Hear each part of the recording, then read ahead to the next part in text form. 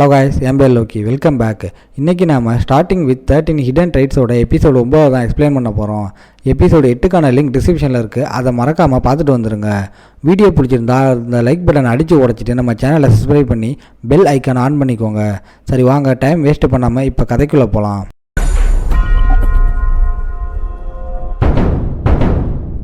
எபிசோடோட ஸ்டார்டிங்கில் இதே அளவு கோல்டு கெல்ஸ்மேன்ஸ் டெசர்ட்டில் நிறைய வாங்க முடியுமேனு நினைக்கிறான்.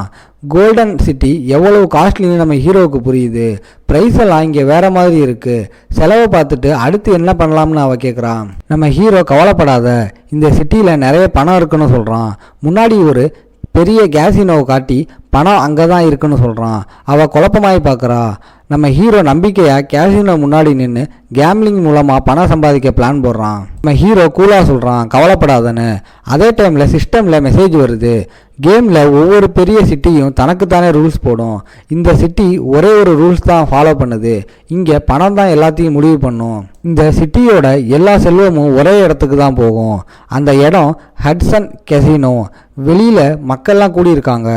உள்ள ஒரு முரட்டாள் வந்து மன்னிப்பு கேட்குறான். சுச்சுவேஷன் ரொம்ப டென்ஷனாக போகுது.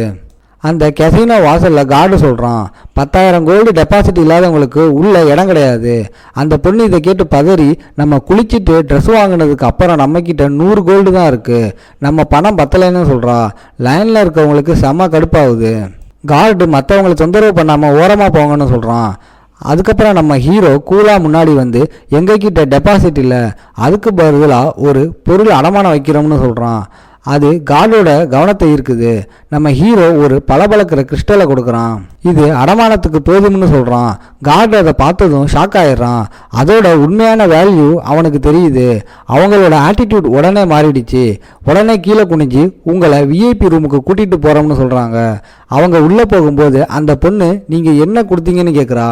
நம்ம ஹீரோ கேஷுவலாக அது ஃபெரி குயினோட டியர், ஒரு பவர்ஃபுல் தாயத்துன்னு சொல்கிறான். நம்ம ஹீரோ கொடுத்த பொருள் சாங்சுரியில் கிடைச்ச ரிவார்டு, குறைஞ்சது 1 மில்லியன் கோல்டு மதிப்புள்ளதுன்னு சொல்கிறான். டெபாசிட்டை திருப்பி கொடுக்குற அளவுக்கு சம்பாதிச்சா போதும், அதுக்கு மேலே வேணாம்னு சொல்கிறான். கெசினோக்குள்ளே நம்ம ஹீரோ அமைதியாக ரவுட் வீல் சுற்றுறதை பார்க்குறான். பால் நம்பர்ஸ் மேலே துள்ளுது. டெபாசிட்டை சீக்கிரம் எடுக்க அவங்களோட கேம்பிள் தொடங்குது. ரவுலட் பால் மறுபடியும் கீழே விழுது. இன்னொரு வின்னிங் ரிசல்ட் வருது. அங்கே சுற்றி இருக்கிறவங்க இதை பார்த்து ஆச்சரியமாயிடுறாங்க. கொஞ்சம் கோல்டில் ஆரம்பித்து எப்படி இவன் தொடர்ந்து ஜெயிக்கிறான்னு பேசுகிறாங்க. சிப்ஸ் மலை மாதிரி குவியுது. நம்ம ஹீரோவோட ஜெயிச்ச பணம் 1.4 மில்லியன் கோல்டை தாண்டுது. கெசினோ ஸ்டாஃபும் பிளேயர்ஸும் ஷாக்கில் இருக்காங்க. நம்ம ஹீரோ அமைதியாக இருக்கான். இந்த கோல்டன் கிரேஸ் ஆக்டிவாக இருக்கும்போது இது சகஜம்னு நம்ம ஹீரோவுக்கு தெரியும். பணம் லைனில் இருக்கும்போது இந்த ட்ரைடு தான் ஜொலிக்கும். பணத்தை கேஷ் அவுட் பண்ணிவிட்டு அவங்க கொண்டாடுறாங்க. நம்ம ஹீரோ கூலாக இந்த பணம் எனக்கு சொந்தம்னு சொல்ல கெசினோ அவனை எல்லா பணத்தையும் வச்சுக்க அனுமதிக்கிறாங்க. ஆனால் ஹட்சன் கெசினோவுக்குள்ளே மறுபடியும் வரக்கூடாதுன்னு பேன் பண்ணிடுறாங்க. ஸ்டாப் சொல்கிறாங்க. அவனை காப்பி அடித்து பெட் கட்டுறவங்க சிப்ஸை காலி பண்ணிட்டு இருக்காங்க. கெசினோவுக்குள்ளே பெரிய பிரச்சனை ஆகுது.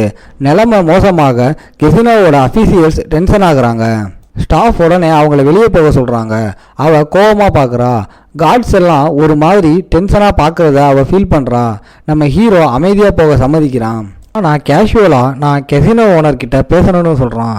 ஸ்டாஃப் முடியவே முடியாது, நீங்கள் அமைதியாக போகணும்னு சொல்லிடுறாங்க. நம்ம ஹீரோ கூலாக ஸ்டாஃபை வார்ன் பண்ணுறான். தப்பாக புரிஞ்சுக்காதீங்க, நான் மிரட்டவும் இல்லை கெஞ்சவும் இல்லை. நம்ம ஹீரோ சொல்கிறான், கெசினோ ஓனர் என்னை பார்க்க விரும்புவார், இந்த மெசேஜை போய் நீங்கள் சொல்லுங்கன்னு சொல்கிறான்.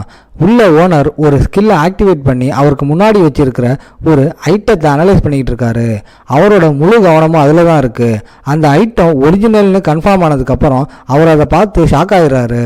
அதோட மதிப்பு அவருக்கு புரியுது. நம்ம ஹீரோவை யாருன்னு யோசிக்கிறாரு. அந்த ஐட்டம் ஃபேரி குயினோட டியர்னு அவருக்கு தெரியுது. ஃபேரி குயினோட நைட்ஸ் மட்டும் வச்சிருக்கிற ஒரு ஆர்டிஃபேக்ட். மார்க்கெட்டில் இதை பார்க்கவே முடியாது. இது ஒன்றை வாங்குறது எவ்வளவு கஷ்டம்னு அவருக்கு தெரியுது. ஒரு நைட்டை தோக்கடிக்கவே பல ஹை லெவல் பவர்ஸ் தேவைப்படும். அந்த சமயத்தில் ஒரு சபார்டினேட் வந்து இந்த ஐட்டம் அடமானம் வச்சவன் உங்களை பார்க்கணுன்னு சொல்கிறான். இதை கேட்டதும் அவர் ஷாக் ஆகிடுறாரு. வந்தவன் சாதாரண கேம்லர் இல்லைன்னு புரிஞ்சுக்கிறாரு. அவர் காட்ஸை கூப்பிட்டு அவனை உள்ளே கூட்டிகிட்டு வர சொல்கிறாரு. டீ குடிச்சிக்கிட்டு அமைதியாக சந்திக்க முடிவு பண்ணுறாரு. அதுக்கப்புறம் நம்ம ஹீரோ உள்ளே வந்து உட்காடுறான். அந்த பொண்ணு நம்ம ஹீரோவுக்கு பின்னாடி நிற்கிறா. அவர் அமைதியாக அவனை பார்த்துக்கிட்டு இருக்காரு. இந்த ஐட்டத்தை வச்சது இவன் தானான்னு யோசிக்கிறாரு. நம்ம ஹீரோவோட தோற்றம் சாதாரணமாக இருந்தாலும் அவருக்கு ஏதோ தப்பாப்படுது. இப்படி ஒரு ஐட்டத்தை வச்சிருக்கிற அளவுக்கு நம்ம ஹீரோ கிட்ட பவர் இருக்க மாதிரி தெரியல. அந்த பொண்ணு சொல்கிறா, நீங்கள் தான் இந்த மீட்டிங்கை கேட்டீங்க, என்ன விஷயம்னு சொல்லுங்கள். சூழ்நிலை கொஞ்சம் பதட்டமாக இருந்தாலும் நம்ம ஹீரோ அதை குறைச்சி, நான் உங்களை பார்க்க தான் வந்தேன், ஒருத்தர்கிட்ட சொல்லி அனுப்புனேன்னு சொல்கிறான். நம்ம ஹீரோ திடீர்னு அந்த ஐட்டத்தை பற்றி பேசுகிறான். அதை கேட்ட அவள் செம ஷாக் ஆயிடுறா. அது அவளுக்கு தேவைன்னு கன்ஃபார்ம் பண்ணுறான். நல்ல ரேட் வந்தால் இதை விற்க நான் ரெடின்னு ரொம்ப கூலாக அந்த டீலை ஓப்பன் பண்ணுறான். நம்ம ஹீரோ ரிலாக்ஸ்டாக 2 மில்லியன் கோல்டு விலைன்னு சொல்கிறான். இது ஒரு நல்ல ஆஃபர்னு சொல்கிறான். அவங்க ரியாக்ஷனை பார்த்துக்கிட்டு இருக்கும்போது அந்த பொண்ணு உடனே ரியாக்ட் பண்ணுறா. ஒரே ஒரு ஐட்டத்துக்கு இவ்வளோ பணமானு ஷாக் ஆகுறான். நம்ம ஹீரோ தயங்காமல் விலையை இன்னும் ஏற்றுறான். 20 மில்லியன் கோல்டுன்னு சொல்கிறான். ரூமில் இருக்கிற எல்லாருமே ஷாக் ஆகிடுறாங்க. அங்கே இருக்க ஒரு ஆள் சொல்கிறான், 20 மில்லியன் கோல்டில் சென்ட்ரல் அர்கானால ஒரு மேன்சனையே வாங்கலாம். இந்த ஐட்டம் கடைசியில் ஒரு ரிஃபைன்மெண்ட்டுக்கு யூஸ் பண்ணுற ஒரு எக்யூப்மெண்ட் தான். அவனுக்கு அதோட மதிப்பு அவ்வளோவா தெரியலை. ஒரு கலெக்டர்ஸ் ஐட்டத்துக்காக கூட இவ்வளோ பணம் கொடுக்க மாட்டாங்கன்னு சொல்கிறான். நம்ம ஹீரோ அமைதியாக டேபிளை தட்டிட்டு, இது ஒரு ரேர் கலெக்டர் பீஸாக இருந்தால் இந்த விலை சரி, ஆனால் இந்த ஐட்டம் அப்படி இல்லைன்னு சொல்கிறான். இன்னொருத்தன் சொல்கிறான், ஃபெரி குயினோட டியர் சாதாரண ஐட்டம் இல்லை, அது சிட்டி கவுன்சிலில் நுழையிறதுக்கு அவசியமான ஒன்று. நம்ம ஹீரோ ஒரு நிமிஷம் அமைதியாயிடுறான். இந்த விஷயம் புரிஞ்சது நம்ம ஹீரோவோட முகம் இறுக்கமாகுது. சிட்டி கவுன்சிலுக்குள்ள ஃபேரி குயினோட டியர் இல்லாமல் நுழையிறது கிட்டத்தட்ட முடியாத காரியம். ஏன்னா அதுக்கு சில பயங்கரமான தகுதியெல்லாம் தேவை.